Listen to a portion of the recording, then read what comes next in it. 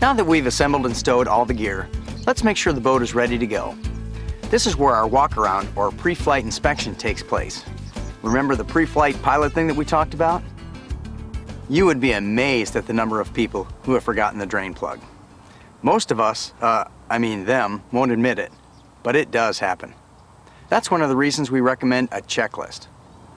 Most plugs are adjustable, so check that you have a tight fit. Next, check the charge on your battery, or batteries if you have a trolling motor. It's both embarrassing and disappointing to arrive at the lake and find the batteries are dead. It's even worse when you have just enough charge to start the motor, leave the ramp, and find that you're stranded somewhere because there just wasn't enough to start a second time.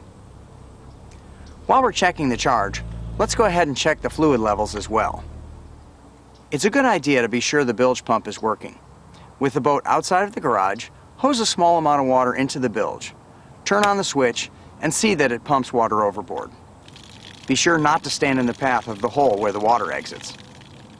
Checking the oil can get a little tricky. You have to know what kind of engine you have before you can check it. If it's a 4-stroke, it'll say so on the cowling.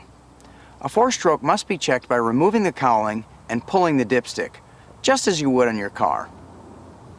Be sure you use an oil that's approved for 4-stroke engines.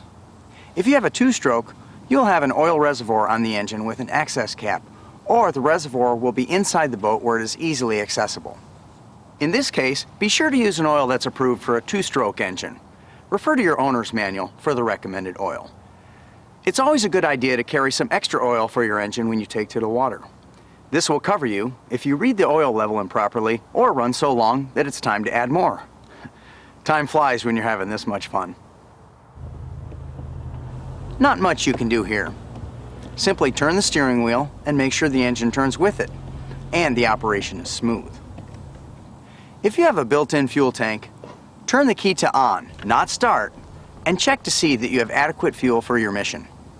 A good rule of thumb is to allow 1/3 of your fuel for the trip out, 1/3 for the return trip, and the remaining 1/3 for reserve. We'll talk about fueling later on the way to the ramp.